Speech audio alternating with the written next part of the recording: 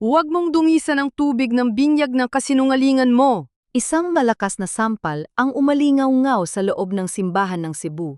Isang tunog na tila bumasag sa sagradong katahimikan ng seremonya. Naramdaman ko ang matinding hapdi sa aking pisngi, ngunit mas masakit ang tilamsik ng tubig binyag na tumama sa aking mukha.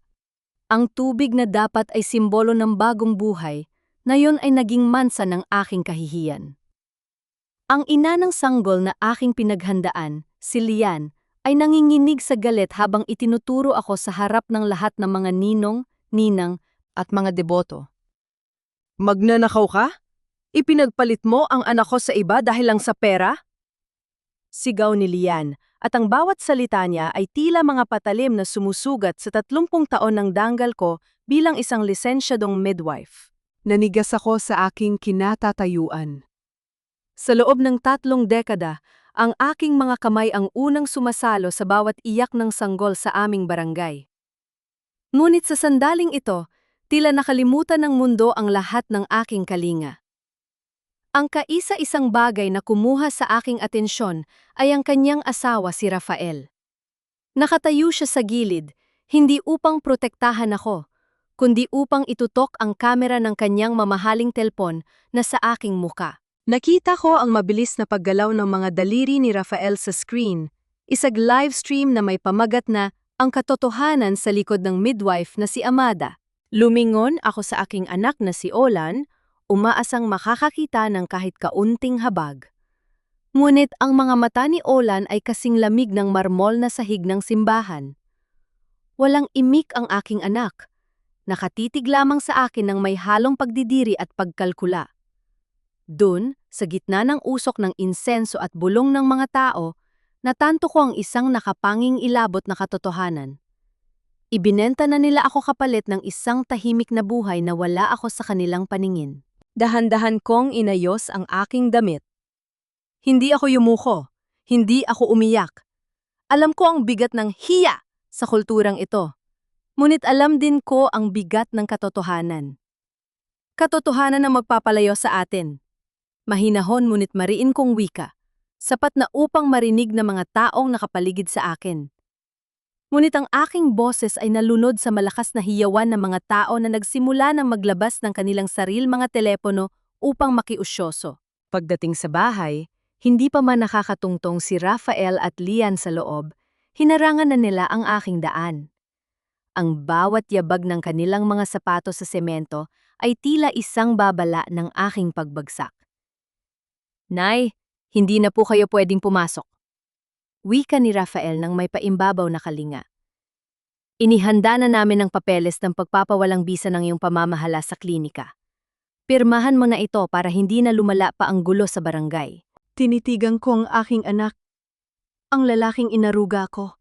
Ang lalaking pinagbilhan ko ng mga gamot gamit ang huling sentimo sa aking bulsa noong siya ay may sakit ay ngayon ay pinagmamalaki ang kanyang kataksilan. Isang pirma upang ibahon ng katotohanan? Tanong ko. Tumingin ako sa paligid ng klinikang aking itinayo. Ang mga puting dingding na amoy disinfectant, ang mga higaan kung saan narinig ang unang iyak ng libu-libong bata. Ang klinikang ito ay hindi lamang negosyo, Olan. Ito ay panunumpa. Kung ayaw mo makikooperate, huwag mo kaming sisihin sa mangyayari. Mariing wika ni Rafael sa kanyang asawang si Lian, bago niya ako marahas na itinulak patungo sa labas ng gate. Narinig ang tuyong tunog ng paglock ng pinto mula sa loob. Ikinulong nila ako sa labas ng sarili kong tahanan sa gitna ng malakas na buhos ng ulan. Naupo ako sa gilid ng kalsada, yakap ang aking lumang notebook na tila ba ito na lamang ang tanging natitirang sandata ko. Ang bawat patak ng ulan ay tila mga luha ng langit. Ngunit sa gitna ng dilim, nakita ko ang isang pamilyar na anino sa kabilang kanto. Isang lalaking nakasuot na madilim na jacket ang nakatayo doon. Si Mang Nestor, ang aking driver na matagal nang pinaghihinalaan ni Rafael. Dahan-dahan siyang lumapit, bit-bit ang isang maliit na digital recorder na itinago niya sa ilalim ng kanilang jeepney. Ma'am Amada? Pabulong niyang wika, ang boses ay puno ng pighati. Na-record ko ang lahat ng usapan nila. Alam ko kung bakit nila ito ginagawa. Ito ang kailangan nyo upang ilantad sila. Tinitigan ko ang recorder sa kanyang palad. Ang boses na gagamitin nila upang sirain ako ay siya ring boses na gagamitin ko upang buwagin ang kanilang buong kaharian. Ang bagyo ay nababalot na ng makapal na hamog. Ngunit ang aking paningin ay hindi kailanman naging ganito kalinaw. Alam ko na ang bawat biyahe ay may kaukulang pagod. Ngunit kapag ang pundasyon ay itinayo sa ibabaw ng katotohanan, walang bagyong makakapagtumba rito. Bukas, ang bawat salita ko ay magiging isang hatol. Hindi ako nag-aksaya ng oras. Pagkatapos kong makuha ang recorder mula kay Mang Nestor, dumretso ako sa isang maliit at lumang motel sa gilid ng highway ng Cebu. Ang bawat hakbang ko sa madilim na pasilyo ay tila paglalakad sa ibabaw ng mga bubog, ngunit nanatiling tuwid ang aking likod.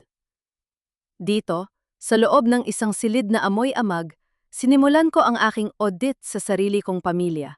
Isinuwat ko ang aking headphones. Ang boses ni Olan ay umalingaw na sa aking pandinig. Ang boses na dati ay nagpapagaan ng aking loob tuwing pagod ako sa klinika, ngayon ay pulo ng kasakiman. Siguraduhin mong hindi makakakuha ng legal na tulong si Nanay Lien, wika ni Olan sa recording. Kapag naipasa na ang transfer of ownership bukas, kahit ano pa ang sabihin niya, wala na siyang laban. She's just an old midwife. Ang kanyang salita ay walang halaga sa harap ng mga abogado natin. Tinitigan ko ang waveform ng audio sa aking tablet. Doon ko nakita ang susi sa aking pagbawi. May isang bahagi ng recording kung saan nabanggit ni Olan ang pangalan ng isang bangko at ang code ng kanilang secret account. Hindi lang pala sila nagnakaw ng pera. Nagbukas sila ng account gamit ang aking pangalan nang wala akong pahintulot. Biglang may kumatok sa aking pinto. Mabilis kong itinago ang recorder sa ilalim ng aking unan. Sino yan? Ma'am, delivery po mula sa inyong abogada. Sagot ng isang boses sa labas. Pagbukas ko ng pinto, nakita ko ang isang batang lalaki na may bitbit na makapal na envelope. Sa loob nito ay ang mga dokumento ng aking pananalapi na sadyang kinuha ni Kata Villaseñor mula sa aming dati naming accounting firm. Binuklat ko ito at nanlaki ang aking mga mata. May 3 account na nakapangalan sa akin. Ngunit ang mga pirma ay malinaw na ginaya. Naramdaman ko ang matinding katinuan ng isang ina na handang lumaban. Hindi ako ang babaeng luluhod sa paanan nila. Gagamitin ko ang bawat piraso ng katotohanang ito upang isa-isang hubarin ang kanilang mga maskara. Ilang sandali pa, isang tawag ang pumasok sa aking telepon. Si Olan. Nay, nasaan ka? Ang boses niya ay pilit na pinatatamis, ngunit hindi nito maitatago ang kaba. Umauwi ka na. Huwag mo nang piliting lumaban. Lalo lang gugulo ang lahat. Gusto lang naman namin ng maayos na usapan. Huwag mo kaming piliting ipakulong ka dahil sa paninirang puri. Tiningnan ko ang screen. Ang larawan ng aking anak ay nakangiti.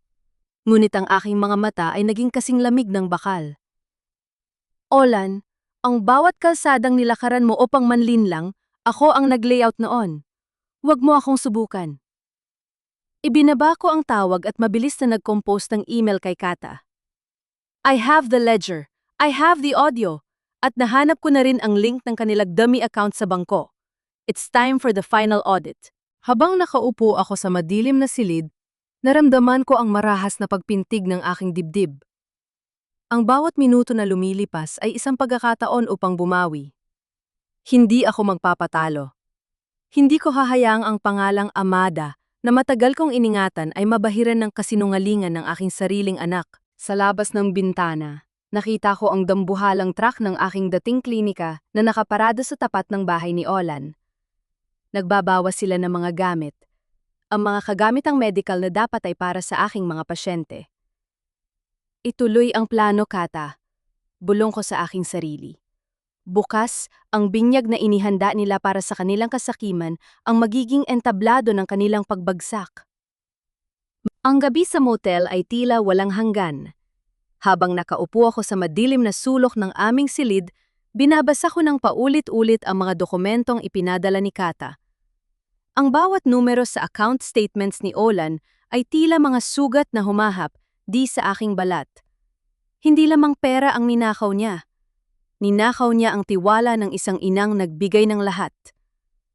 Biglang umalingangaw ang malakas at marahas na katok sa aking pinto. Mabilis kong itinago ang mga papeles sa ilalim ng kutsyon. Pagbukas ko, tumambad sa akin si Olan. Ang kanyang mukha ay hindi na ang mapagkunwaring mabait na anak. Ito ay mukha ng isang desperadong tao na handang gawin ang lahat. Sa likod niya, nakatayo si Lian, ang aking manugang, na nakayuko at hindi makatingin sa aking mga mata. Nay, sumama ka na sa amin. Wika ni Olan. Ang boses ay puno ng paimbabaw na kalinga. Nag-aalala lang kami sa'yo. Sabi ng doktor, kailangan mo na ng tulong sa sanatoryo. Huwag ka nang lumaban. Pumirma ka na sa document na ito para matapos na ang lahat. Inilabas niya ang isang papel, isang formal na dokumento ng paglilipat ng lahat ng aking karapatan sa klinika at sa lupa ng aking pamilya sa kanya. Tinitigan ko ang aking anak. Dito ko naranasan ang isang marahas na katinuan. Ang sakit na naramdaman ko ay dahan-dahang napalitan ng isang malamig at matigas na desisyon. Hindi na ako ang inang luluhod para sa kanyang anak. Ako na ngayon ang isang babaeng nakikipaglaban para sa kanyang danggal. Hindi ako pipirma, Olan. Malamig kong wika. Ang boses ko ay patag at walang anumang emosyon. Nagdilim ang mukha ni Olan. Nay, wag mo ako subukan. Sa isang tawag ko lang mawawala ang lahat ng natitira sa'yo. At kung hindi mo pipirmahan ito, sisiguraduhin kong sa kulungan ang bagsak mo dahil sa pagnanakaw na ikaw mismo ang gumawa. Tuminggala ako at tiningnan siya ng diretsyo sa mata. Ang aking mga mata ay naging kasing lamig ng bakal. Sa tingin mo ba ay hangal ako, Olan? Ang bawat transaction na ginawa mo sa account ko ay na-record ng aking system. Ang mga dokumentong hawak mo ay hindi na valid dahil sa nakabinbing audit. Natahimik si Olan, ang kanyang muka ay nawalan ng kulay. Anong audit? Ang audit ng buhay mo. Sagot ko habang dahan-dahang nilalakad ang kanyang direksyon. Alam ko ang bawat detalye ng iyong mga illegal na transaksyon, Olan.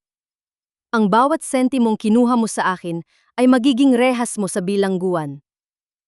Lumapit si Lian at pilit na hinawakan ang aking mga kamay, umiiyak na naman ang kanyang mga mata. Ma'am, pakiusap, mag-usap tayo. Maari pa nating ayusin ito ng pribado.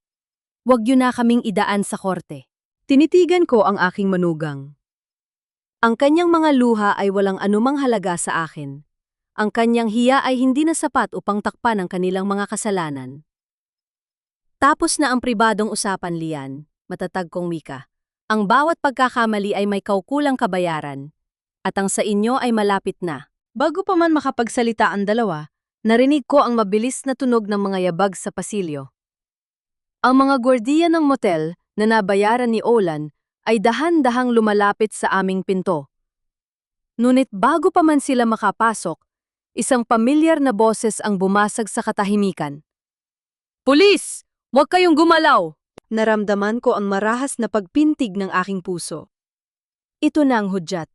Hindi lang pala si Kata ang nakakaalam ng aking lokasyon.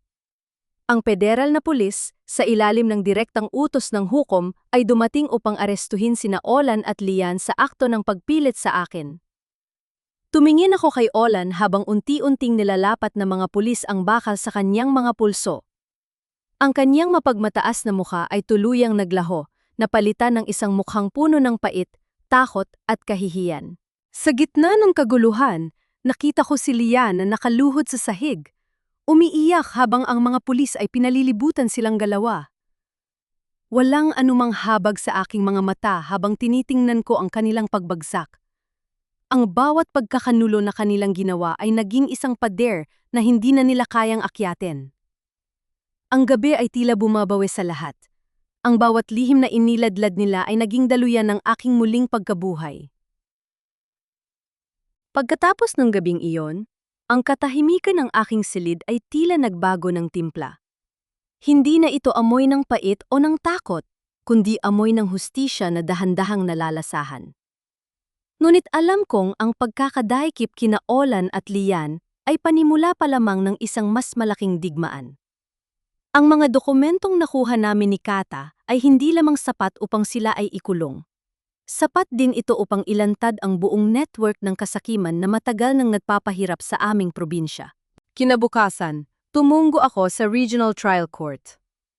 Suot ang aking pinakapormal na barot-saya, nakatayo ako roon. Hindi bilang isang babaeng inapi, kundi bilang isang saksi na hawak ang timbangan ng katarungan. Sa loob ng courtroom, nakita ko si Olan at Lian sa loob ng kulungan. Ang kanilang mga mukha ay balot ng matinding kahihiyan habang ang ibang mga preso ay tinitingnan sila ng may paghamak. Your Honor, ang lahat ng ito ay pinalaki lamang ni Amada. She is mentally unstable. Sigaw ng abogado ni Olan sa harap ng hukom, pilit na kumakapit sa huling straw ng kasinungalingan. Dahan-dahan akong tumayo. Walang anumang emosyon na gumalaw sa aking mukha. Ang aking mga mata ay kasing lamig ng bakal. Inilabas ko mula sa aking bag ang original birth log ng aming pamilya. Ang dokumentong naglalaman ng bawat detalye ng aming nakaraan. Your Honor, malamig kong wika. Ang boses ay umalingaw-ngaw sa bawat sulok ng silid. Hindi ako baliw. Ang katinuan ko ay nakasulat sa bawat resibo, bawat orihinal na kontrata, at bawat minuto ng pag-aalaga ko sa mga anak ko. Ang katinuan ko ay ang tanging sandata na hindi kailanman magagawang palitan ng kahit anong pekeng papel. Sa gitna ng aking pahayag, inilabas ni Kata ang mga bank records na nagpapatunay sa illegal money laundering na ginawa ni Olan. Ang bawat numero ay tila mga bala na tumatama sa kumpas ng kanilang kasinungalingan. Nakita ko ang unti-unting pagbagsak ng kumpas ng kanilang pag-asa. Ngunit sa gitna ng aking tagumpay, isang mensahe mula kay Mang Nestor ang biglang nagpabilis ng takbo ng aking isipan. Ma'am Amada, may panibagong twist. Nakuha ko ang impormasyon na ang may-ari ng kasino kung saan nalugi si Luz ay nakikipag-ugnayan kay Doña Teodora. Balak nilang ilipat ang lahat ng natitirang asset patungo sa isang offshore company bago matapos ang araw na ito. Napahawak ako ng mahigpit sa gilid ng aking lamesa. Ang laban ay hindi natatapos sa bilangguan. Ito ay isang malalim at mapanlinlang na network. Ang pamilya Montemayor ay may nakatagong alas na hindi ko kailanman inasahan. Ang bawat kalsada na aming binabaybay sa kasong ito ay tila ba isang mais na kailangang lutasin bago pa man mawala ang lahat. Kata, bulong ko sa aking abogada. Kailangan nating bilisan ang freeze order sa lahat ng offshore accounts nila. Huwag nating hayaang makawala ang kaisa-isang sentimong ninakaw nila sa mga manggagawa. Habang nakatingin sa hukom na dahan-dahang binabasa ang mga ebidensya, naramdaman ko ang matinding kaba at pighati. Ngunit ang bawat pagtigas ng aking dibdib ay nagpapaalala sa akin. Ako ay si Amada, at hinding-hindi ko hahayaang ang sinuman ay muling maglaro sa aking buhay at sa danggal ng aking pamilya. Ang laban ay nagsisimula pa lamang, at bukas, ang bawat lihim ay tuluyan ng mabubunyag. Habang patuloy ang pagdinig, ang tensyon sa loob ng courtroom ay parang isang kawad na anumang oras ay maaaring maputol. Nakaupo si Doña Teodora sa likuran. Ang kanyang mukha ay parang yilong hindi matunaw-tunaw, habang si Olan ay pilit na umiiwas sa aking tingin. Alam ko, sa bawat segundong lumilipas, hinahanap nila ang pagkakataong makatakas sa kanilang kasalanan. Your Honor, wika ni Kata habang inilalabas ang huling ebidensya mula sa folder. Ang dokumentong ito ay hindi lamang basta talaan. Ito ay isang formal na pag-amin mula sa mismong bangko sa Dubai na si Olan ay nagbukas ng mga account gamit ang peking dokumento ng kumpanya. Nagbago ang kulay ng mukha ni Olan. Mabilis siyang tumayo, tila isang hayop na nasusukol. Kasinungalingan yan! Ang mga pirmang yan ay kinuha ninyo sa pamamagitan ng pananakot. Pananakot? Malumanay kong tanong. Tumayo ako at humarap sa kanya ng may malamig na ngiti. Olan, ang boses na narecord sa mga tawag mo sa bangko ay sapat na upang patunayan ang iyong kasakiman. Hindi mo na kailangan magsinungaling sa harap ng batas. Sa puntong ito, biglang tumayo si Doña Teodora. Ang kanyang boses ay naging parang kulog sa loob ng courtroom. Your Honor, ang lahat ng ito ay pakanang ginawa ni Amada. Sadyang ginamit niya ang kanyang impluwensya upang sirain ang pangalan ng aking anak. Ngunit hindi na ako nagpatinag. Inilabas ko ang aking lihim na recorder. Ito ang recording ng gabi kung kailan pinag-usapan nila ni Teodora ang paggawa ng peking psychiatric report. Pakinggan ninyo, Your Honor. Wika ko habang pinipindot ang play button. Ang boses ni Teodora ay umalingaw-ngaw sa buong silid, malinaw at walang pagdududa. Ilagay niyo siya sa sanatoryo. Kapag siya ay nakakulong na, walang sinuman ang hahadlang sa paglipat ng kumpanya. Ang buong ang buong korte ay nanahimik. Ang bawat tao ay nakatitig sa akin ng may pagkamangha. Si Teodora ay tuluyan na wala ng lakas at napaupo sa kanyang upuan, habang si Olan ay tila isang estatwa na nawala ng kulay. Sa wakas, ang maskara ng kanilang paimbabaw na dangal ay tuluyang gumuho. Your Honor, hinihiling ko po ang agarang pag-aresto sa mga taong nasa record na ito. Mariing wika ni Kata. Narinig ang marahas na paglapit ng mga gwardiya sa kanila. Ang tunog ng posas na lumapat sa pulso ni Olan at Teodora ay naging parang himig ng hustisya na matagal ko nang hinihintay. Nang ilabas sila ng korte, hindi ako tumingin ng may awa. Ang bawat hakbang nila palabas ng silid ay naging hudyat ng aking kalayaan. Paglabas ka ng gusali, sinalubong ako ng mga reporter. Ngunit hindi na ako ang babaeng nangangatog sa hiya. Ako ay si Amada, ang babaeng dumaan sa apoy at nanatiling buhay. Tumingin ako sa kamera. Ang aking boses ay malinaw, matatag at malaya. Ang katotohanan ay hindi kailanman mabubura ng kahit anong kasinungalingan. Sa bawat babaeng nakikinig, huwag ninyong hayaang ang inyong mga mahal sa buhay ang maging tanikala ng inyong danggal. Matapos ang kaguluhan sa loob ng korte, ang labas ng gusali ay sinalubong ako ng isang hangin na tila mas magaan kaysa sa mga nakaraang araw. Hindi na kailangan ng anumang dula o lihim na hakbang. Ang bawat aninunang nakaraan ay tuluyan ng natunaw sa ilalim ng matindi at mainit na sikat ng araw sa Cebu. Si Olan at Doña Teodora ay tuluyan ng dinala sa bilangguan habang ang mga kamera ay walang habas sa pagkuha ng kanilang mga mukha na dati ay puno ng yabang, ngayon ay bakas na ng pagkatalo. Sa kabilang panig ng kalsada, nakatayo si Ate Kata. Inilabas niya ang huling dokumento na kailangan kumpirmahan, ang formal na paglilipat ng lahat ng ari-arian na na-recover namin mula sa mga kumpanya ng minahan. Sela, tapos na ang laban. Wika ni Kata habang iniabot ang panulat. Ang lahat ng pondo ng kumpanya ay naibalik na sa kooperatiba ng mga manggagawa. Wala na silang kapangyarihan sa'yo. Malaya ka na. Tinitigan ko ang dokumento. Ang bawat pirma na aking ilalapat dito ay hindi lamang pagbawi sa kumpanya, kundi isang formal na pagbitiw sa nakaraang binuo ng kasinungalingan. Salamat, Kata. Sagot ko habang nilalagdaan ang bawat pahina. Ginawa mo ang trabahong kailangan para sa hustisya. Ngunit huwag mong kakalimutan, ang batas ay hindi lamang para sa mga nanalo, kundi para sa mga taong handang magtanggol sa katotohanan. Pagkatapos ng pirmahan, nagtungo ako sa bahay na dati ay inilagay ko sa gitna ng digmaan. Ang bawat sulok ng mansyon ay tila bago sa aking paningin. Wala na ang mga anino ng mga Montemayor, wala na ang amoy ng lason sa hangin. Sa halip, ang aking mga anak na sina Clara at Sofia ay naghihintay sa akin sa may pintuan. Ang kanilang mga mukha ay punong-puno ng pag-asa na hindi ko akalaing muli kong masisilayan. Niyakap ko ang aking mga anak ng mahigpit. Dito ko naranasan ang isang sandali ng wagas na kapayapaan. Ang kanilang init ay nagpaalala sa akin na ang bawat paghihirap na aking dinanas ay hindi lamang para sa akin, kundi para sa kanilang kinabukasan. Hindi ko na kailangan ng sinumang lalaki upang maging buo ang aking buhay.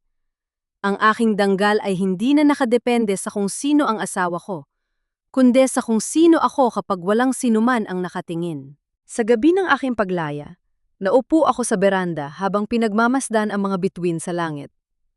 Kinuha ko ang aking lihim na diary at isinulat ang huling mga salita para sa kabanatang ito. Ang katarungan ay hindi lagi nakukuha sa madaling paraan. Kailangan ng matinding pasensya, malamig na isipan, at katapangan na harapin ang sarili mong dugo kung kinakailangan. Ngayong gabi, ang boses ko ay muling naging akin. Ang bawat bituin sa langit ay tila mga saksi sa aking bagong buhay. Wala nang takot, wala nang paimbabaw na kalinga. Ang kalsada ng aking kinabukasan ay malinaw, at sa pagkakataong ito, ako ang may hawak ng bawat pagliko nito. Matapos ang madugong paglalantad sa korte, akala ko ay tuluyan na akong maliligtas. Ngunit ang mga bilanggo ay hindi lamang ang mga taong nakapusas. Ang mga multo ng nakaraan ay sadyang ayaw pa akong patahimikin. Habang abala ako sa pag-aayos ng mga dokumento para sa aking bagong kumpanya, nakatanggap ako ng isang tawag mula sa bilangguan. Isang tawag na nagpabilis sa tibok ng aking puso. Hello, Amada? Miss mo na ba ako? Ang boses ay kay Esteban, kay Olan. Mula sa loob ng kanyang selda, ang kanyang tono ay hindi pa rin nagbabago. Ito ay punong-puno ng paghamak. Tila ba hindi siya ang taong nawala ng lahat dahil sa kanyang kasakiman? Ano pang kailangan mo, Olan? Malamig kong wika. Pinipilit na huwag ipakita sa kanya na ang bawat salita niya ay nagdudulot ng kirot sa aking damdamin. May iniwan akong regalo para sa'yo sa ilalim ng sahig ng bodega sa dati nating mansyon. Wika niya habang tumatawa ng mahina. Hindi mo inakalang may itinago pa ako, di ba? Buksan mo ito. At doon mo malalaman na kahit nakakulong ako, kaya kitang ubusin. Dito ko, naranasan ang isang marahas na katinuan. Ang pot na dati ay nagpapabilis ng tibok ng puso ko ay napalitan ng isang malamig at matigas na desisyon. Hindi siya nagbibiro. Sa ilalim ng bawat pagkatalo ng mga Montemayor, laging may nakatagong patalim. Kinuha ko ang aking sasakyan at mabilis na tumungo sa aming dating mansyon na kasalukuyang nakaselyo ng mga pulis. Sa tulong ng aking mga dating security guards na tapat pa rin sa akin, nakapasok ako sa loob ng madilim na bodega. Ang sahig na gawa sa kahoy ay tila ba humihinga sa bawat yabag ko. Gamit ang isang martilyo, dahan-dahan kong binaklas ang isang parte ng sahig na sadyang maluwag. Doon, bumungad sa akin ang isang maliit at kalawanging kahon. Sa loob nito ay hindi pera at hindi rin mga dokumento. Ito ay isang koleksyon ng mga lihim na recording ng lahat ng mga opisyal ng gobyerno na nakipagsabwatan kay Olan upang mapabilis ang pagkuha ng aking lupa. Sa sandaling yun na pagtanto ko na ang laban ay hindi natatapos sa pagkakakulong ni Olan.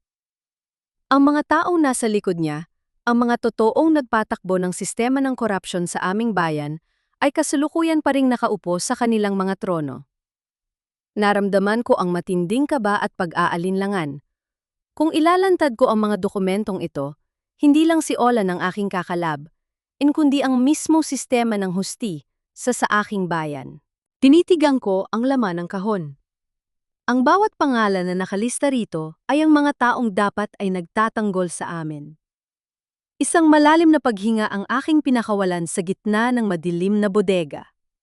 Hindi ako luluhod sa harap nila. Kata, wika ko sa aking abogada nang mabilis kong idinal ang kanyang numero. Ihanda mo ang lahat. Mayroon tayong bagong lista ng mga babagsak bukas. Ang aking boses ay hindi na nanginginig. Ang bawat salita ko ay naging formal na hatol ng isang babaeng hindi na kailanman papayag na maloko ng isang bulok na sistema. Ang gabi ay tila bumabawi sa lahat. Ang bawat sikreto na iniladlad nila ay naging daluyan ng aking muling pagkabuhay. Ang aking bagong kumpanya ay magiging simbolo ng katotohanan na hinding-hindi na muling mabubura. Hindi ko na hinintay ang pagsikat ng araw. Sa tulad ni Kata, ang mga ebidensyang nakuha ko mula sa bodega ay mabilis naming dinala sa isang ligtas na lugar. Hindi na ito basta-basta dokumento. Ito ang listahan ng mga taong pinasok ni Olan sa ilalim ng protection scheme ng Montenegro Group, mga wes, mga hepe ng pulisya, at mga lokal na politiko na tumanggap ng suhol mula sa dugo at pawis na mga manggagawa. Habang binabasa namin ni Kata ang bawat pangalan, ramdam ko ang bigat ng panganib na aming hinaharap. Hindi na lamang ito simpleng kaso ng pamilya o korupsyon sa kumpanya.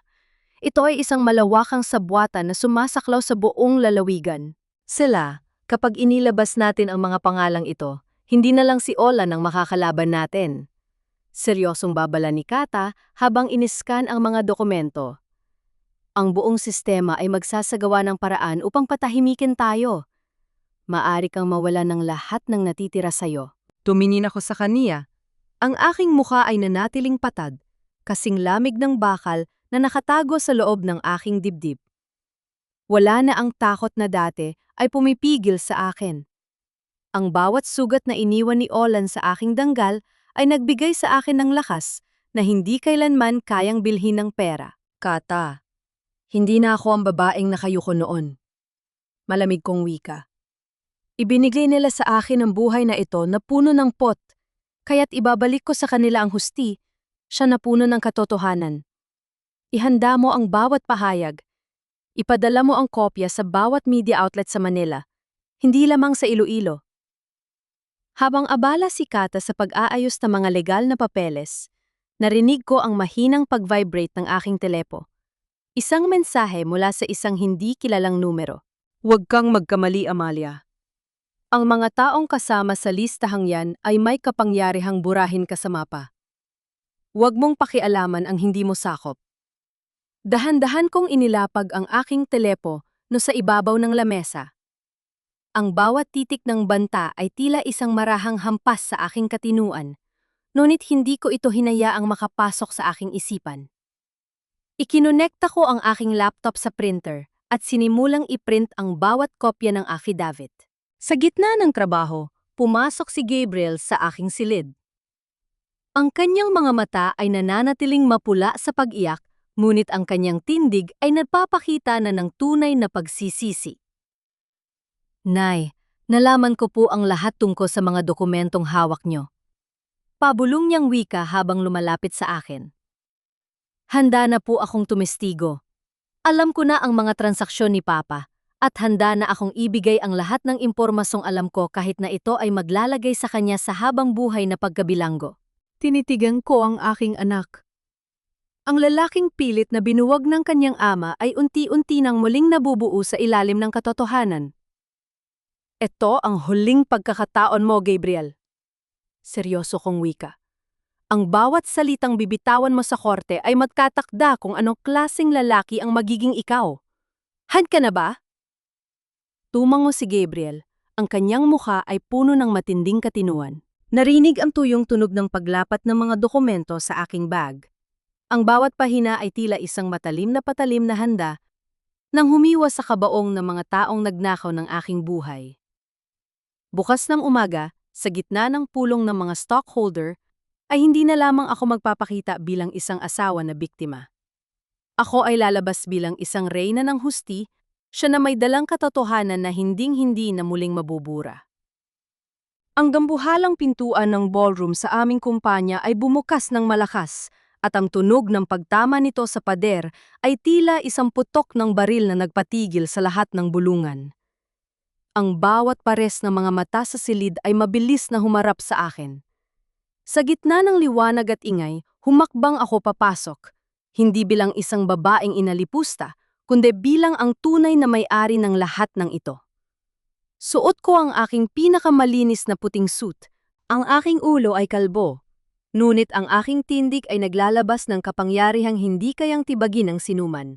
Nakatayo si Renato sa entablado, hawak ang mikropono, habang si Doña Teodora ay nakaupo sa tabi niya, nakangiti ng may sukdulang tagumpay. Akala nila ay tapos na ang lahat. Akala nila ay nakabaon na ako sa limot. Sera? Anong ginagawa mo rito? Nanginginig na wika ni Renato habang ang kanyang mukha ay nawalan ng kulay. Ang sabi ng mga gwardiya ay nasa ospital ka, nagpapagaling ng iyong mental state. Hindi ko siya sinagot. Dire-diretso akong naglakad patungo sa kinaroroonan ng control booth kung saan nakatayo si Kata. Ang aking mga daliri ay mabilis na gumalaw sa ibabaw ng mixer board, ginagamit ang bawat kasanayan ko bilang isang eksperto sa audio upang isync ang mga ebiden siyang nakalap namin ni Mang Nestor. Ilang taon niyo akong ginawang biktima ng inyong mga palabas. Ang aking boses ay umalingaw-ngaw sa buong hall, matatag, malamig at punong-puno ng atoridad. Ngayon, oras na para ipakita sa inyo ang tunay na dula. Pinindot ko ang play sa aking system. Sa malaking screen sa likuran ni Renato, tumambad ang lahat ng aming ebidensya. Hindi lamang ang mga peking dokumento ng lupa ang lumabas. Ipinakita ko rin ang video ni Doña Teodora habang binabayaran niya ang mga bayarang saksi at ang boses ni Renato habang inilalabas ang mga pondo ng mga manggagawa patungo sa kanyang lihim na account sa Switzerland. Ang bawat detalye ng kanilang krimen ay naging parang isang matalim na liwanag na naglalantad sa kanilang dumi. Ang mga kodong ay naghiyawan sa tindi ng galit. Ang mga reporter ay walang tigil sa pagkuha ng mga litrato.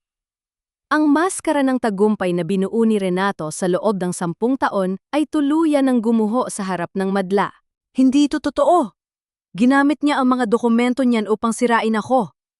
Sigaw ni Renato habang pilit na humaharap sa mga kodong, ngunit ang kanyang boses ay nalunod sa ingay ng pagkamuhi ng lahat ng taong naroroon. Sumunod na tumayo si Gabriel sa gitna ng entablado.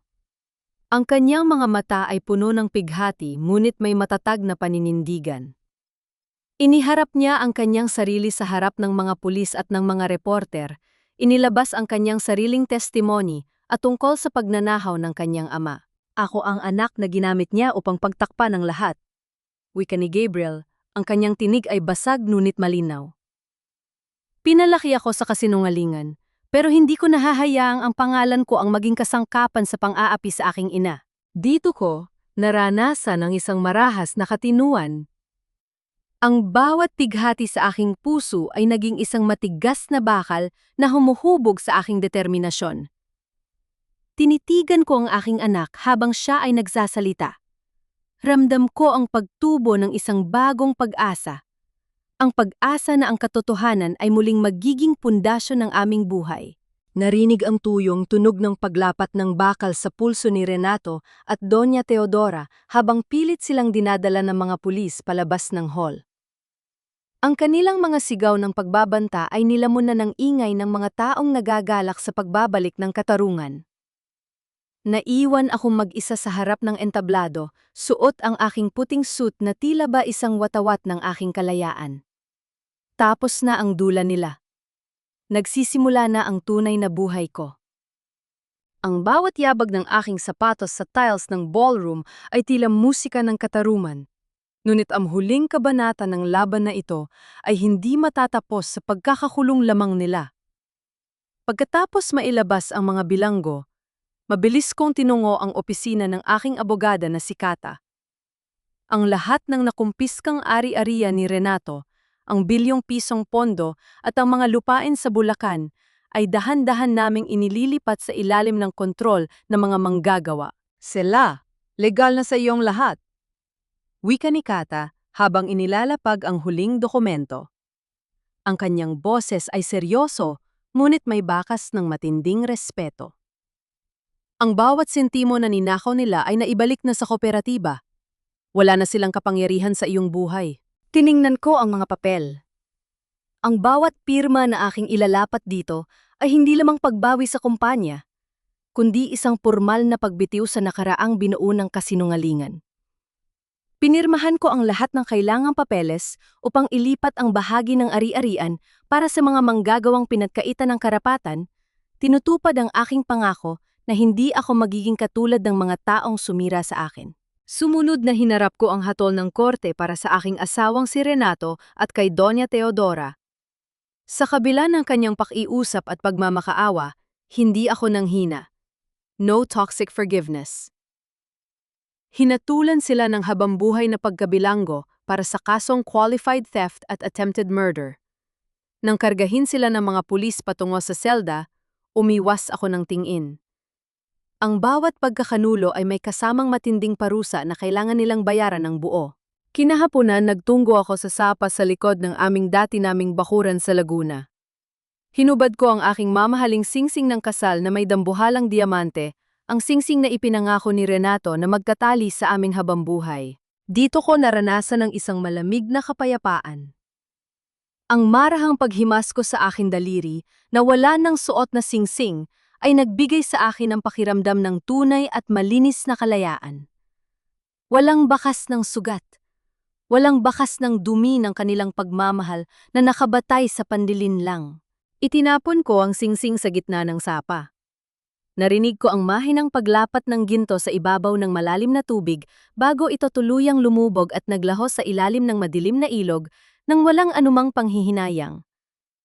Pagbalik ko sa aming tanggapan, may isang bagay na pumukaw sa aking pansin. Sa ibabaw ng aking lamesa, nakalapag ang isang plain white envelope. Ayon sa aking sekretarya, ang sobreng ito ay palihim na iniwan ni Renato bago siya tuluyang ipasok sa bilangguan. Ito ay naglalaman ng isang liham at isang lumang picture naming dalawa noong nagsisimula pa lamang kaming magtayo ng kumpanya. Ngunit hindi ko na ito binuksan. Sa halip, inilagay ko ito sa ibabaw ng maliit na mangkok ng luwad at sinindihan ito. Pinanood ko ang paglamon ng apoy sa papel hanggang sa maging abo na lamang ito na nilipad ng hangin ng walang bakas. Ang aking kapayapaan ay hindi nakasalalay sa kanyang paghingi ng tawad o pagsisisi. Si Renato at Doña Teodora ay bahagi na lamang ng isang madilim na gabi na hindi ko na kailanman babalikan. Sa labas ng gusali, sinalubong ako ni Gabriel at Lian. Nakita ko ang isang bagong ningning sa kanilang mga mata, ang pag-asa ng isang taong natuto sa kanilang pagkakamali at handang magbago ng may tunay na pananagutan. Naihanda na po ang lahat para sa bagong simula. Wika ni Gabriel habang nakangiti. Tumingin ako sa malawak na horizon ng aming bagong buhay. Ang bawat sakripisyo, ang bawat luha, at ang bawat pagkakanulo ay naging instrumento upang matuklasan ko ang tunay na lakas ng aking sariling katinuan. Ako ay ganap ng malaya.